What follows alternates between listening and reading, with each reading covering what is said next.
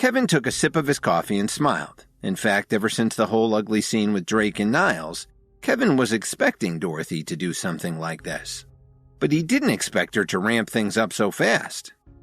"Mom, you're being unreasonable. He needs to set aside some money for a rainy day." Lily was starting to get angry with her mother. "Nonsense!" Dorothy got up and took the oatmeal out of Kevin's hands and grabbed his plate of eggs. "If you don't pay, you don't eat." Then, while Kevin and Lily watched in awe, Dorothy threw them into the trash along with the bowl and the dish. "Remember to clean up before you leave. By the way, the trash has already been picked up." Dorothy walked upstairs, cursing to herself. After her performance, Kevin could only shake his head helplessly. Lily turned to him and pouted. "Kevin?" "It's all right, Lily. Go ahead and eat, and I'll clean up. We don't want to be late for school," Kevin answered with a smile. An hour and a half later, Kevin entered the classroom just as the bell rang. Professor Murdock followed him in. As soon as he saw her, Kevin felt a little surprised. It had been a long time since she took the neutralization pill, but she looked like she was still okay. How could that be? Could my sources be wrong? Kevin frowned as he tried to figure out why Professor Murdock hadn't gotten any worse. As she looked around the classroom, Professor Murdock announced, "This morning we're going to have a study session to go over what we learned last week. Kevin, please come to the office with me."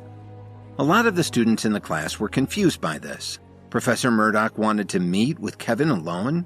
If the school had a message for them, shouldn't Mike be told first as the student leader? "Do you have any idea why the professor asked that loser to go to her office?" Luther whispered to Mike. "How the heck would I know?" Mike replied in frustration. "Kevin must be in some kind of trouble. Didn't you see the look on Professor Murdock's face just now? She's really upset," Lionel said loudly enough for the other students to hear him. "I think you're right. Kevin's just a troublemaker." Luther agreed with his friend. Then the other students in the class began to whisper to each other. Dalton couldn't stand to hear it. He slapped his hand so hard on his desk that he made an indentation in the shape of his hand. "Don't you guys have anything better to do all day? All you do is flap your tongues." Dalton glared at Mike and his two groupies. The whole class knew enough about Dalton's temper by now. Luther and Lionel backed off and sank down in their seats. But Mike, the student leader, thought he needed to stand up to Dalton as a matter of pride.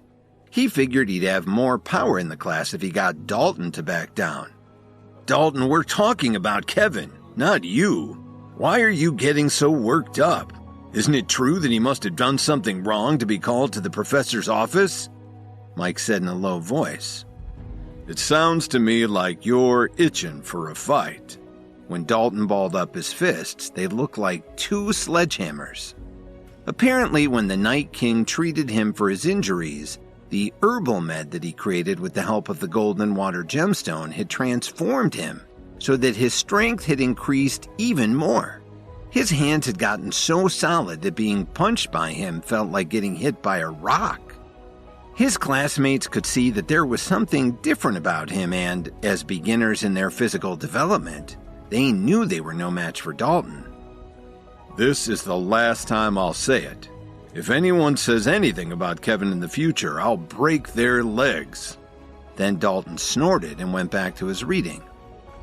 Meanwhile, Professor Murdock and Kevin were walking into her office. Kevin had learned enough by now to recognize that Professor Murdock had lost a lot of her progress. She seemed quite a bit weaker than before. "Professor, why have you asked me to see you this morning? Do you want to invite me to breakfast?" Kevin was trying to ease the tension as he pulled up a chair and sat down. "Kevin, I remember you said that there was a way to solve the problem of my loss of strength after taking the neutralization pill." Professor Murdock ignored his rudeness. To tell the truth, even if she cared, she didn't have the strength left to do anything about it. All the progress she'd made over the years had been lost.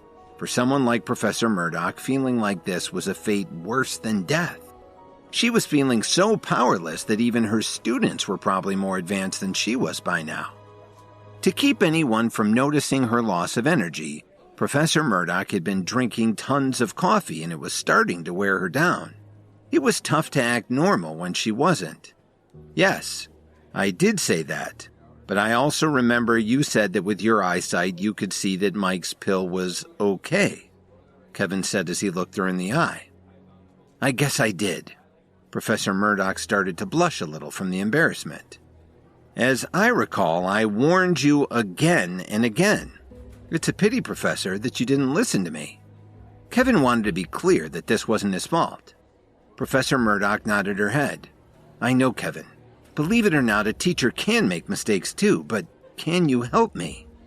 Professor Murdock had decided that she'd pay anything to get Kevin to help her. She couldn't bear losing her strength and mental clarity over this dumb mistake. Well, Professor, I'm pretty busy these days. Can you give me some time to think about it? Kevin leaned back in his chair and shrugged his shoulders a couple of times. I don't know what's been going on lately. My shoulders are feeling so tight. If only someone could massage them for me. Kevin knew that Professor Murdock would understand what he was asking her to do. Sure enough, Professor Murdock stood up, clenched her teeth, and walked around her desk to stand behind Kevin's chair.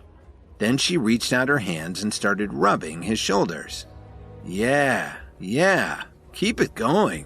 Don't stop, Kevin said with a look of enjoyment on his face. That feels great, Professor.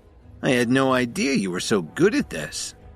She was one of the senior members of the union and until taking Mike's pill, a very powerful person. Here she was degrading herself to get help from one of her students. If anybody walked in on them, how could she stay at the school? But she had to bite the bullet. Only Kevin had a way to help her recover. That feels wonderful, Professor Murdock. I almost forgot what we were talking about. Kevin was milking the situation for all he could. What did you say? Are you pulling my leg? Professor Murdock suddenly got a little irritated. She pinched Kevin's shoulder and pushed him away. Don't be angry, Professor. Just hear me out. Kevin knew that he'd gone a little too far. But how could he pass up a chance like this? After all, he tried to warn her. Kevin, if you have a way to reverse the effects of that pill, just say so. If you don't have a way, head on back to the classroom. I'll have to find someone else, but I don't have a second to waste. Professor Murdock had never sounded as serious about anything in her life. Of course I have a way. Kevin reached into his jacket and pulled out a pale blue pill. This is a kind of elevation pill that can relieve the effects of the neutralization pill. Each one you take can cancel about 1/3 of the other pill's effects. It's kind of complicated because you have to neutralize a neutralization, if that makes any sense. Before Kevin could even finish speaking, Professor Murdock grabbed the pill out of his hand, took a few steps, and swallowed the pill dry. Unfortunately, she hadn't waited to hear Kevin's instructions. Hi, Kevin here. If you're wondering what happens next, then stay tuned on the Pocket FM Universe channel for more episodes.